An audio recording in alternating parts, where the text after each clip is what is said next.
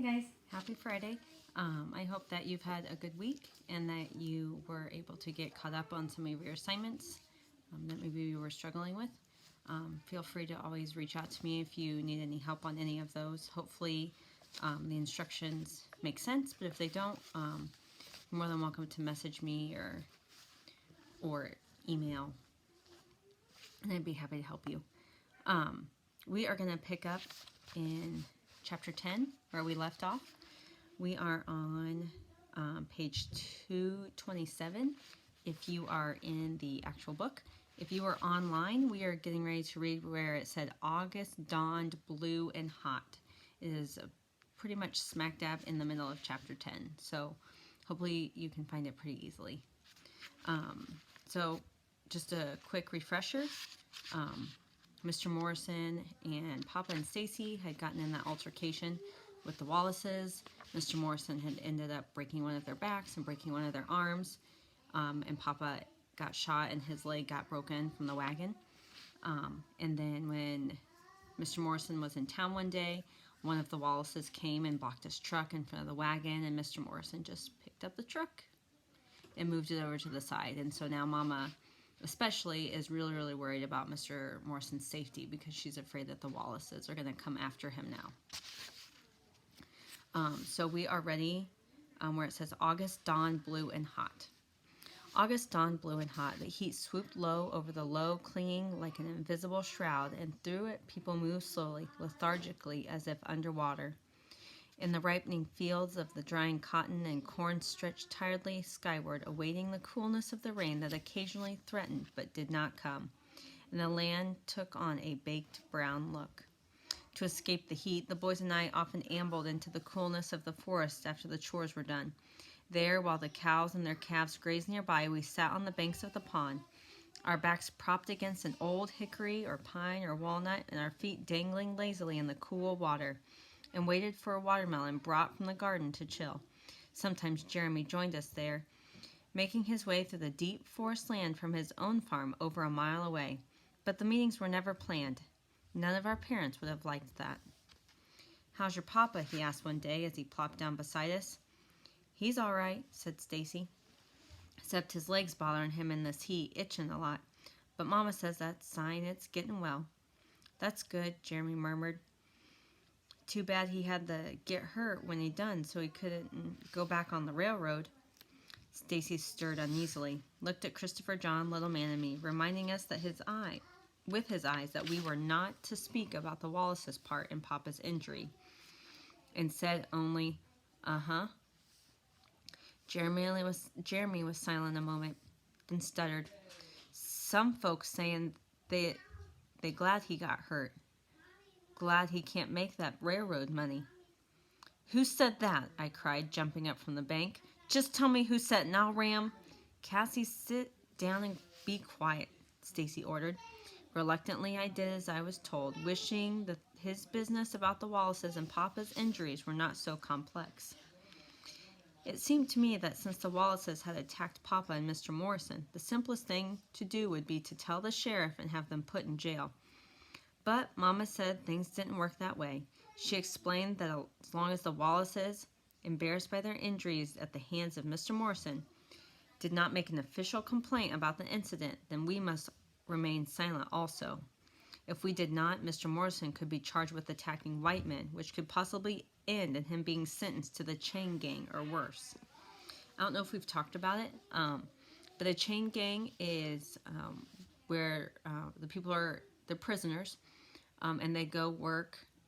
They mostly would work like in the field, or they would work on the railroad, and they would be chained together. So all of the prisoners would be attached to each other with these chains, and they would just work all day, like in the sweltering heat, and they were prisoners. So chain gang was not something that you would ever want to be a part of. "I ain't the one that said it," Cassie stammered Jeremy by way of apology. "Well, whoever's saying it not be," I said huffily. Jeremy nodded thoughtfully and changed the subject. "Y'all seen TJ lately?" Stacy frowned, considering whether or not he should answer. There had been much talk concerning TJ and the Sims brothers, all of it bad. Mo Turner's father had told Papa that TJ had stopped by with the Simpsons once, and after they left, he had discovered his watch missing. The Laniers had had the same experience with a locket. That DJ done turned real bad, Mr. Lanier had said, and I don't want nothing to do with no thief, especially no thief running around with white boys. Finally, Stacy said, "Don't see him much no more." Jeremy pulled at his lip. "I see him all the time." "Too bad," I sympathized.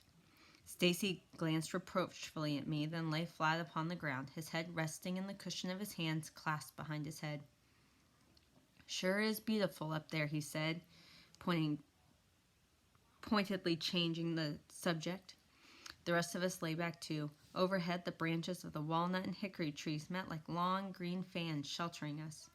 Several feet away, the persistent sun made amber roads of shimmering sunlight upon the pond. A stillness hovered in the high air, soft, quiet, and peaceful. "Think when I'm grown up I'm going to build me a house and some trees and just live up there all the time," said Jeremy. "How you going to do that?" asked Little Man. "Oh, I'd find me some real strong trees and just build. I figure if I ever have the trunk of one of the trees in my bedroom and another in the kitchen." "How come you want to live in a tree for?" Christopher John inquired. "It's so peaceful up there, and quiet. Cool, too," answered Jeremy, "specifically at night." "How you know how cool it is at night?" I said. Jeremy's face brightened. "'Cause I got my bedroom up there." We looked at him unbelievingly. I do, really. Build it myself, and I sleeps up there. Come these hot nights, I climbs up in my tree, and it's like it's a whole other world. Why, I can't see or hear things up there, but I bet you only squirrels and the birds can see in here. Sometimes I think I can see all the way over to y'all's place." "Oh, shoot, boy, you're a story," I said. "Your place too far away, and you know it." Jeremy's face dropped. "Well, maybe I can't see it, but that doesn't keep me from pretending I do." He was silent a second, then he hopped up suddenly, his face bright again. "Hey, why don't y'all come on over and see it? My pa's going to be gone all day, and it'll be lots of fun. I'll show y'all." "No," said Stacy quietly, his eyes still on the trees overhead. Jeremy sat back down, deflated. "I just wanted y'all to see it, that's all." For a while he looked hurt by Stacy's cold refusal. Then, seeming to accept it as part of the things that were, he again took up his position and volunteered good-naturedly. "If y'all ever get a chance to build y'all selves a tree house, just let me know and I'll help you out. It's just as cool." Papa sat on the bench in the barn, his broken leg stretched awkwardly before him, mending one of Jack's harnesses. He had been there since early morning, a frown line carved deep into his forehead, quietly mending those things which needed mending. Mama told us not to bother him, and we stayed away from the barn as long as we could, but by late afternoon we drifted naturally to it and began our chores. Papa had disappeared within himself, and he took no notice to us at first, but shortly afterward he looked up, watching us closely. When the chores were almost finished, Mr. Morrison arrived from Strawberry. We had gone to make the August mortgage payment. He entered the barn slowly and handed Papa an envelope. Papa glanced up questioningly and then ripped it open.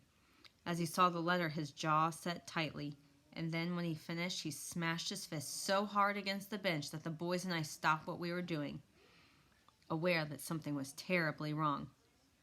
"They tell you?" he asked Mr. Morrison, his voice curt, angry. Mr. Morrison nodded. "I tried to get them to wait till after cotton picking, but they told me it was due and payable immediately. Them's they words." "Harlan Granger," Papa said quietly. He reached for his cane and stood up. "You feel up to going back to Strawberry? Tonight?" "I can make it, but I don't know if this old mule can." "Then hitch Lady to it," he said, motioning to the mare. He turned then and went to the house. The boys and I followed, not quite sure of what was happening. Papa entered the kitchen. We stayed on the porch, peering through the screen. "David, what's the matter, son?" "The bank called up the note. I'm going to Strawberry." "Called up the note?" echoed Big Ma. "Oh, Lord, not that too." Mama stared at Papa, fear in her eyes. "You going now?" "Now," he said, leaving the kitchen for their room. Mama's voice trailed him. David, it's too late. The bank's closed by now. You can't see anybody till morning. We could not hear Papa's reply, but Mama's voice rose sharply. You want to be out on that road again in the middle of the night after what happened? You want us worried to death about you? Mary, don't you understand what they're trying to take the land, Papa said, his voice rising too so that we heard. Don't you understand? I don't want you dead. We could hear nothing else, but a few minutes later, Papa came and told Mr. Morrison to unhitch Lady. They would go to Strawberry in the morning. The next day, Papa and Mr. Morrison were gone before I arose. When they returned in the late afternoon, Papa sat wearily down at the table with Mr. Morrison beside him, rubbing his hand over his thick hair, and he said, I called Hammer. What'd you tell him? Mama asked. Just that the note's been called. He said he'd get the money. How? He didn't say, and I didn't ask. He just said he'd get it.